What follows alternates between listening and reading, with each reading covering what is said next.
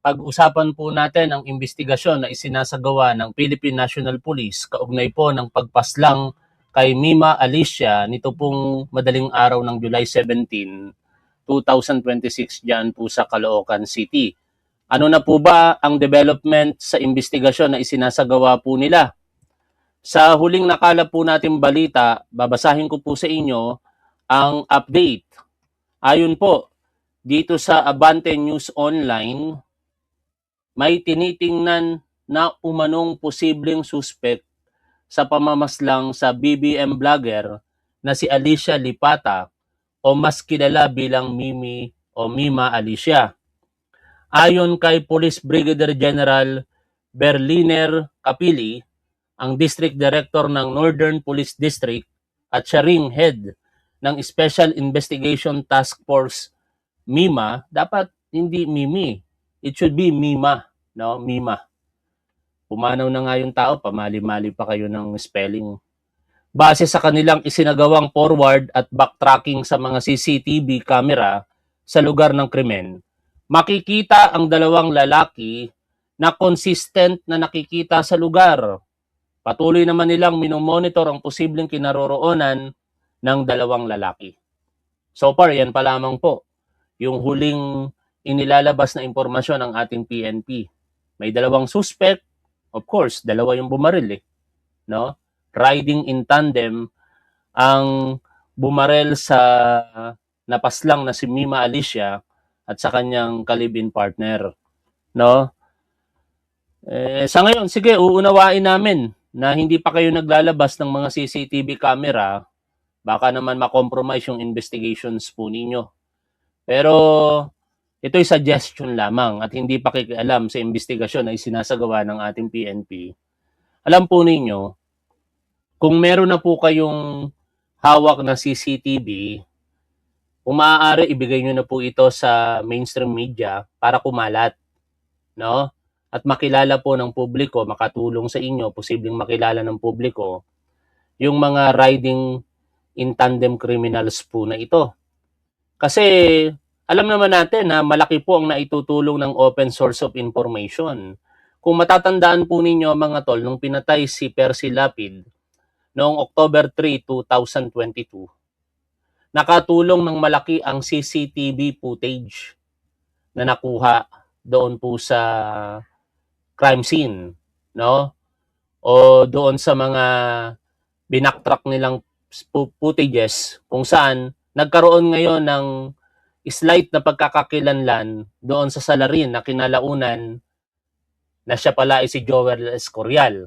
Hindi mangyayaring makikilala si Joel Escorial kung hindi po yon nilantad ng pulis sa publiko. Nakatulong yung samot-saring impormasyon na ibinabahagi po ng publiko, lalong-lalo na yung reward na ibinigay po sa makakakilala doon sa gunman. At dito, pinabubulaanan din po ng ating kapulisan so far na meron pong inilabas ng reward para po sa pagpaslang kay sa makakapagturo kung sino po yung pumaslang dito kay Mima Alicia. Pero sana naman mabigyan din po ito ng pansin, lalong-lalo na ng City of Caloocan. Grabe naman po diyan sa inyo kung sino man mayor po diyan sa City of Caloocan. Kaliwat kanan po ang pangyayaring krimen. Baka naman dito naman sa pagkakataon na ito, kahit kalaban nyo po sa politika si Mima Alicia, magkusa na po kayo, maglabas na po kayo sana ng cash reward, no? Na maibibigay sa sino mang makakatulong sa investigasyon na isinasagawa po ng ating PNP. Malaking bagay po yung cash reward kung sakasakali Kasi medyo pasensya na kayo. Nababagalan po kami ngayon sa aksyon ng PNP rito. Unlike sa mga nakalipas na krimen, mabilis ang mga nagiging aksyon. Dito nga po sa di umano'y supporter ni Sara Duterte na siyang pumatay doon po sa Move It Rider, ang bilis po ng aksyon ng kapulisan doon. No, ngayon nakakulong na yung tao, ganun din po yung napatay doon somewhere in Cavite. Ang bilis din po ng aksyon ng kapulisan. At sana dito maging mabilis din po ang aksyon ng kapulisan. Pero again hindi ko po kayo pinapangunahan sa inyong ginagawang investigasyon, mga kapulisan.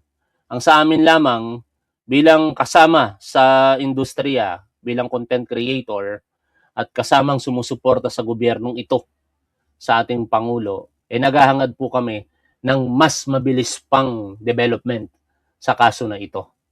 No? Ang magagawa po ninyo siguro, this is suggestion lamang, total, nakapag-backtrack na po kayo ng mga CCTV at baka naman pwedeng kung hindi mako-compromise ang inyong investigasyon na isinasagawa, pakibahagi na po ito sa mainstream media. Nang kumalat na po sa publiko at perhaps pagka kumalat sa publiko kahit naka-helmet yan, baka makilala po ng mga nakakakilala sa kanila.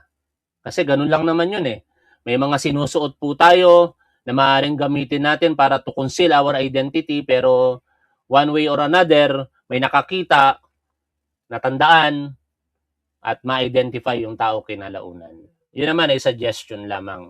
Hangad po namin ang mabilis na resolusyon at hustisya para po kay Mima Alicia. At syempre, kaugnay pa rin po niyan, yung binuo po nilang SITG.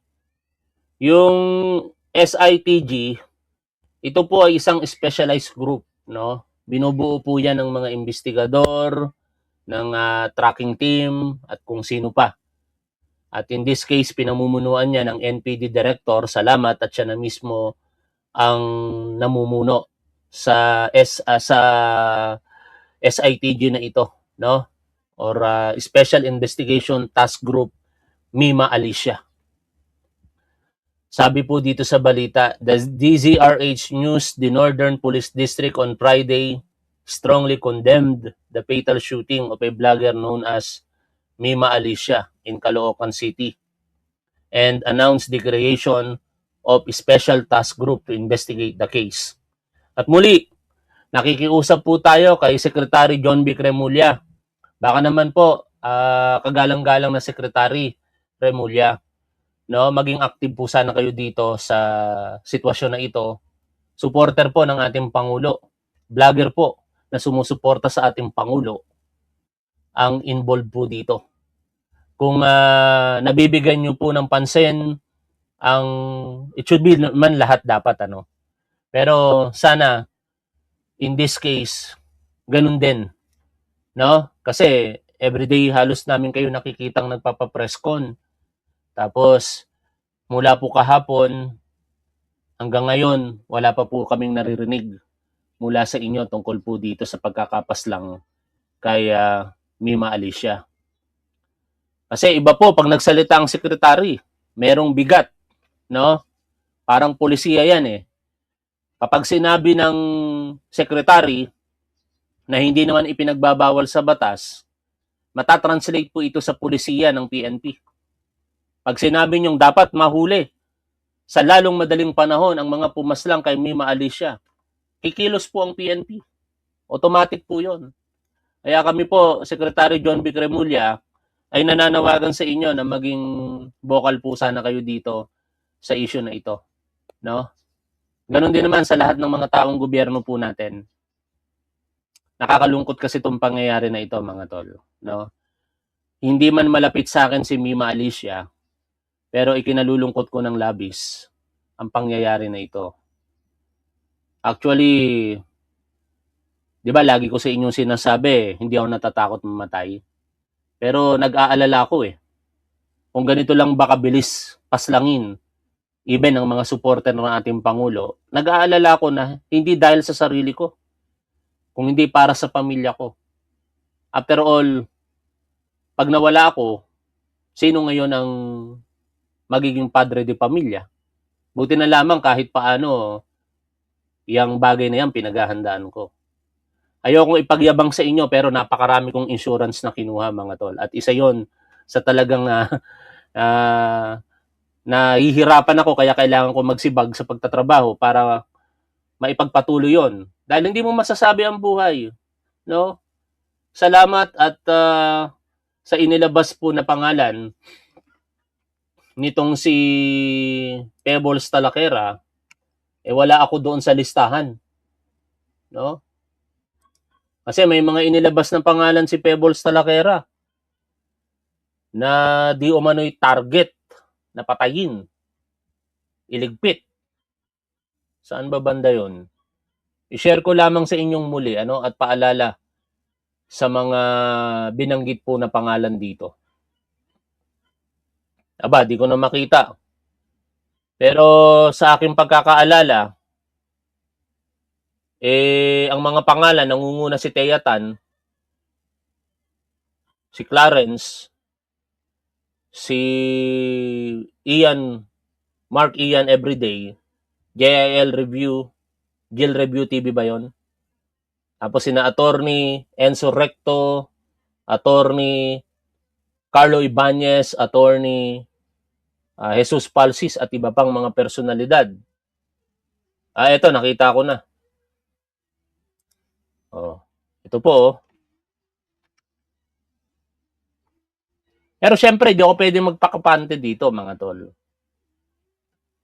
Kahit sabihin yung hindi tayo napangalanan dito, dapat mag-ingat pa rin. Pero alam nyo, mga tol, to be honest with you, wala naman po akong death threat na natatanggap personally. Alam ko naman kung ano yung death threat sa trolls, no? Sa cellular phone ko, wala. Sa personal messages, wala. Pero sa mga comments, marami. No? At di ko naman yun ikinakabahala. Nakakalungkot lamang na isipin na may mga ganong tao na papangarapin yung isang trahedya para sa'yo dahil lamang sa politika.